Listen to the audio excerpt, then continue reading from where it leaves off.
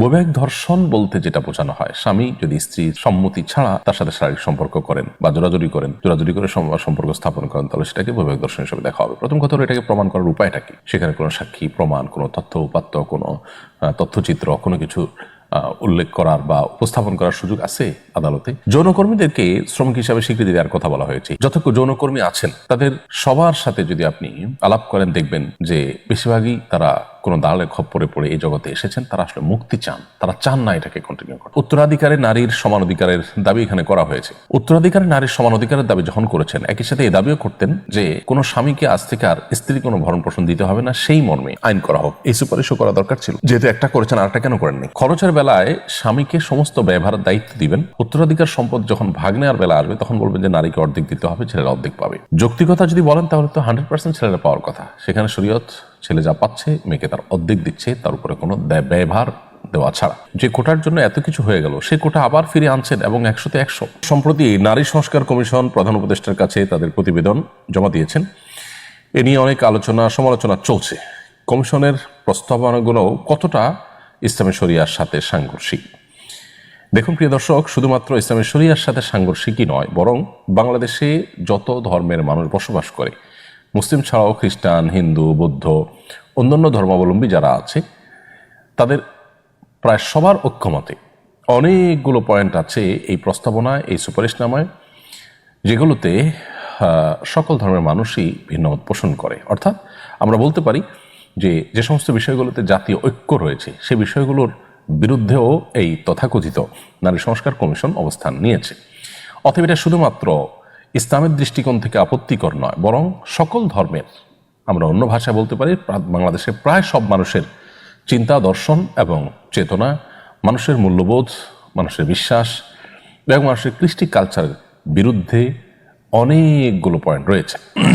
এর মধ্যে বেশ কিছু পয়েন্ট আছে যেগুলো শুধুমাত্র ধর্মীয় দৃষ্টিকোণ থেকে অযৌক্তিক নয়, সেগুলো বাস্তবিক দৃষ্টিকোণ থেকে অযৌক্তিক। সেগুলো লজ্জা, শরম, হায়া, যেগুলো একটা সমাজের জন্য খুবই প্রয়োজনীয় বিষয়, সেই সমস্ত দৃষ্টিকোণ থেকে অযৌক্তিক, নানা কারণে অযৌক্তিক। এর মধ্যে একটা হলো যে এখানে বলা হয়েছে, আপনারা ইতিমধ্যে জেনেছেন, বিবাহ বিচ্ছেদ এবং ভরণ পোষণের ক্ষেত্রে ধর্মীয় আইন, অর্থাৎ পারিবারিক বিধিবিধানের ক্ষেত্রে, পারিবারিক আইনের ক্ষেত্রে ধর্মীয় আইন অনুসরণ করলে নারীরা নাকি বৈষম্যের শিকার হন। এটা হলো ধর্মীয় আইনকে আসামের কাঠগড়া দাঁড় করানো। দেখুন, ধর্ম কখনো, বিশেষ করে ইসলাম, কখনো মানুষকে বৈষম্যের দিকে যেতে দেয় না। বৈষম্য বরং দূর করবার জন্য দিন এসেছে। আপনি যেটাকে বৈষম্য মনে করছেন সেটাই আসলে ইনসাফ, আর আপনি যেটাকে ইনসাফ মনে করছেন সেটাই হলো সবচেয়ে বড় বৈষম্য। যেমন উত্তরাধিকারে নারীর সমান অধিকারের দাবি এখানে করা হয়েছে।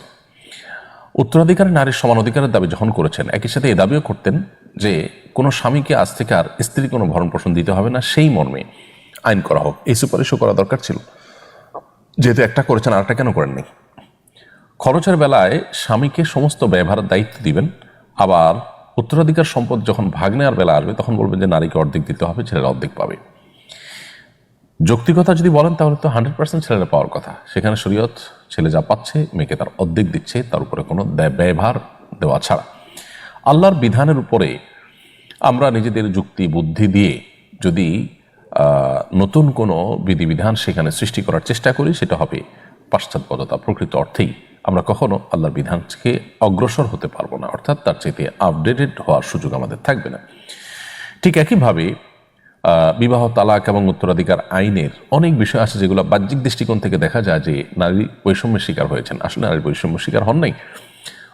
যখন আমরা ডিপে ঢুকবো বা একটু ডিটেল আলোচনা করবো, যেমন এই যে ভরণ পোষণের ক্ষেত্রেই, ভরণ পোষণ যখন স্বামীর উপরে বর্তায় প্রচলিত আইনেও, এটাকে তুলে দেওয়ার জন্য আমরা কেউ বলছি না, নারী সংস্কার বিষয়ক কমিশন তারাও বলছেন না, তাহলে সেটাকে ঠিক রেখে আপনি বলছেন যে সম্পদে অর্ধেক অর্ধেক লাগবে, এটা কীভাবে যৌক্তিক হতে পারে? একজনকে 10 টাকা দিয়ে বলবেন তুমি 5টা আইটেম বাজার করে নিয়ে আসো, আরেকজনকে 5 টাকা দিয়ে বলবেন তোমার কিছুই আনতে হবে না। তো এটার মধ্যে যদি আপনি মনে করেন 5 টাকা ওর প্রতি জুলুম করা হয়েছে, তাহলে হাস্যকর বিষয় আর কি হতে পারে? তাদের যে সমস্ত দাবিগুলো ছিল, এর মধ্যে একটা হলো নারীদের জন্য সংসদের সংরক্ষিত আসন রাখতে হবে 300টি। এক একটা সংসদীয় আসনের জন্য কি পরিমাণ টাকা রাষ্ট্রের খরচ হয় সেটা আমরা সবাই জানি। এই গরিব রাষ্ট্রের উল্লেখযোগ্য অংশ পলিটিশিয়ান, সরকারি কর্মকর্তারা, তাদের পেছনে ব্যয় হয়ে যায়, যার সুফল আনুপাতিক হারে জনগণ সেভাবে ভোগ করে না। ইতিমধ্যে আমরা যে সমস্ত সংরক্ষিত আসনে সংসদ সদস্য হওয়া নারীদের বক্তব্য, তাদের ভূমিকা দেখেছি, আইন প্রণয়নে দেশকে এগিয়ে নেওয়ার ক্ষেত্রে তাদের কি ভূমিকা ছিল, উল্লেখ করার মতো কোন ভূমিকার কথা আমরা বলতে পারবো। আমরা বরং এর বিপরীতটা জানি। তারা অনেকেই তাদের চিরকুট দেখে বক্তব্য সংসদে দাঁড়িয়ে দিতে দিতে মানুষের কাছে হাসির পাত্র হয়েছেন, বাচ্চাদের কাছে হাসির পাত্র পর্যন্ত হয়েছেন। এ হলো অবস্থা। আমরা জানি যে তথাকথিত সংরক্ষিত আসনে সাধারণত বড়লোক এবং প্রভাবশালী ব্যক্তিদের বউদেরকে সংসদ সদস্য বানানোর একটা উপায় মাত্র। কোনো রিক্সাওয়ালা, কোনো দিনমজুর, তাদের স্ত্রীরা এই তথাকথিত সংরক্ষিত কোটায় তারা সংসদীয় আসনে যেতে পারেন না। তাহলে সেক্ষেত্রে বড়লোকের বউদেরকে সংসদে নিয়ে রাষ্ট্রের টাকায় লাভটা কি রাষ্ট্রের? তারা আসলে কি সেখানে ভূমিকা পালন করতে পারে? তাছাড়া যারা ভোটের মাধ্যমে নিজেদের যোগ্যতা দিয়ে যারা ফাইট করে সংসদে আসতে পারবেন না, শুধুমাত্র নারী হওয়ার কারণে তাদেরকে সেখানে আপনি কোটা সিস্টেমের মাধ্যমে সেখানে সংসদীয় আসনে যাওয়ার সুযোগ করে দিবেন, তারা আসলে কি অংশগ্রহণটা করতে পারে আমাদের দেশের এবং সার্বিক কল্যাণে? এই বিষয়গুলো যথেষ্ট বিবেচনা করার সুযোগ আছে। অতএব যে কোটার জন্য এত কিছু হয়ে গেল, সে কোটা আবার ফিরে আনছেন এবং 100-তে 100 এরকম অদ্ভুত কিছু সুপারিশনামা এখানে করা হয়েছে। ঠিক একইভাবে অভিন্ন পারিবারিক আইনের প্রস্তাব দেওয়া হয়েছে। সকল ধর্মের মানুষের বিয়ে এবং বিচ্ছেদ সব নাকি এক সিস্টেমে হবে। এবং এ বিষয়ে আমি দেখেছি যে হিন্দু ধর্মাবলম্বীরাও প্রতিবাদ জানিয়েছে, তারাও এর সাথে দ্বিমত পোষণ করেছে, মুসলমানরা তো বটেই। যৌনকর্মীদেরকে শ্রমিক হিসাবে স্বীকৃতি দেওয়ার কথা বলা হয়েছে। হিন্দু, মুসলিম, খ্রিস্টান, বৌদ্ধ 4 ধর্ম সম্পর্কে গবেষণা করে দেখা গেছে যে প্রত্যেকটা ধর্মেই যৌনতাকে পেশা হিসাবে বেছে নেওয়াটাকে জঘন্য অপরাধ হিসাবে বিবেচনা করা হয়েছে, ঘৃণার চোখে দেখা হয়েছে। বাংলাদেশের মানুষ ধর্মপ্রাণ। এই ধর্মপ্রাণ মানুষদের দেশের সকল ধর্মের মানুষের ধর্মীয় মূল্যবোধের বিরুদ্ধে আপনাকে দাঁড়াতে হবে। এটা কি কারণে, কিসের কল্যাণে? যত যৌনকর্মী আছেন তাদের সবার সাথে যদি আপনি আলাপ করেন, দেখবেন যে বেশিরভাগই তারা কোনো দালালের খপ্পরে পড়ে এই জগতে এসেছেন। তারা আসলে মুক্তি চান, তারা চান না এটাকে কন্টিনিউ করতে। এই যখন অবস্থা, তখন তাদেরকে উদ্ধার করে তাদেরকে পুনর্বাসন করা, তাদের উপযুক্ত কর্মসংস্থানের ব্যবস্থা করা, সেটার চিন্তা না করে বরং তাদেরকে তথাকথিত শ্রমিক হিসাবে আপনি স্বীকৃতি দেওয়ার কথা বলছেন। তাহলে কি আপনি নারীর মুক্তি চাইছেন, নাকি নারীকে এ ধরনের তার পছন্দের বিপরীতে কাজ করতে তিনি বাধ্য হয়েছেন, নিরুপায় হয়েছেন, এটার সুযোগে পর্ন ইন্ডাস্ট্রিগুলোর যে হাজার হাজার কোটি টাকার বিজনেস, সেটাকে আপনি টিকে রাখার জন্য এই প্রস্তাবনা করেছেন? ঠিক একইভাবে বৈবাহিক ধর্ষণ নামের এই পশ্চিমা হাস্যকর চিন্তাকে আমাদের দেশে প্রবেশ করানোর চেষ্টা করা হয়েছে এবং সুপারিশনামা রয়েছে যে এটা যেন আইনে অন্তর্ভুক্ত করা হয় বৈবাহিক ধর্ষণকে। বৈবাহিক ধর্ষণ বলতে যেটা বোঝানো হয়, স্বামী যদি স্ত্রীর সম্মতি ছাড়া তার সাথে শারীরিক সম্পর্ক করেন বা জোরাজুরি করে সম্পর্ক স্থাপন করেন, তাহলে সেটাকে বৈবাহিক ধর্ষণ হিসেবে দেখা হবে। প্রথম কথা হলো, এটাকে প্রমাণ করার উপায়টা কি? সেখানে কোনো সাক্ষী প্রমাণ, কোনো তথ্য উপাত্ত, কোনো তথ্যচিত্র, কোনো কিছু উল্লেখ করার বা উপস্থাপন করার সুযোগ আছে আদালতে? দ্বিতীয় কথা হলো যে এর মাধ্যমে এমনিতেই ভঙ্গুর পরিবার ব্যবস্থাপনাকে আরও ভেঙে ফেলা হবে। কারণ স্ত্রীরা ঠুনকো অজুহাতে স্বামীদের বিরুদ্ধে ধরনের অজুহাত দিবে এবং তারা নানা কারণে হ্যাসেল এর মধ্যে ফেলবে স্বামীদেরকে। এবং ইতিমধ্যে আমাদের যে দাম্পত্য কলহ প্রচুর পরিমাণ বেড়েছে, সেটা আরও কত বেশি বেড়ে যাবে, ঘরে ঘরে গৃহযুদ্ধ হবে, সেটা বলার অপেক্ষা রাখে না। সবচেয়ে বড় কথা হলো স্বামী স্ত্রীর মধ্যে স্বামী স্ত্রী সুলভ মৃদু জোরাজুরি, যেটা জুলুমের পর্যায়ে যায় না, সেটা সকল সমাজে গ্রহণযোগ্য। স্বামীর কাছ থেকে জোরাজুরি করে কিছু খেতে চাওয়া, বাইরে ঘুরতে যাওয়া, এগুলো স্ত্রীর একরকম অধিকার মনে করা হয়। স্বামীরাও এই জোরাজুরিগুলোকে ভালোভাবেই নেন, এগুলোকে কেউ জুলুম হিসাবে দেখেন না।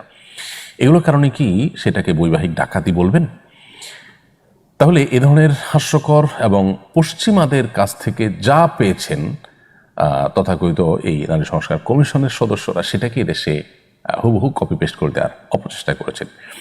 নারীদের সম্পর্কে এই যে প্রস্তাবনা দেওয়া হয়েছে সংস্কারের নামে, এটা পুরোটাই হলো পশ্চিমা চিন্তাধারার জাস্ট একটা কপি পেস্ট ভার্সন, সেটাকে এখানে চাপিয়ে দেওয়ার অপচেষ্টা তারা করেছেন। এবং তাদের বেশভূষা, তাদের হাবভাব, তাদের ছবি, এটা দেখে পরিষ্কার বোঝা যাচ্ছিল বাংলাদেশের গ্রাম বাংলার সকল স্তরের, বিভিন্ন স্তরের যে নারীরা আছেন, তাদের কোনো প্রতিনিধিত্ব এদের মধ্যে ছিল না। এদের চেহারা ছবি দেখে পরিষ্কার বোঝা যাচ্ছিল এর একটা বিশেষ শ্রেণী, যারা ইসলাম মুসলমানদের বিরুদ্ধে সবসময় খোঁচাখোঁচিতে লিপ্ত। বরাবরই তারা পরিবার ব্যবস্থাপনাকে ভেঙে ধ্বংস করার জন্য তারা সচেষ্ট ছিল এবং তারা সেই কার্যক্রমটা এখনো চলমান রেখেছে। তো আল্লাহ তাআলা আমাদেরকে হেদায়েত দান করুক। আমরা এই কমিশনের প্রস্তাবনাকে বাতিল করার প্রস্তাব করছি এবং সেই সাথে এই প্রস্তাবনা বাতিল করে নতুন করে যেন কমিশন গঠন করা হয় সেজন্য আমরা সুপারিশ করছি।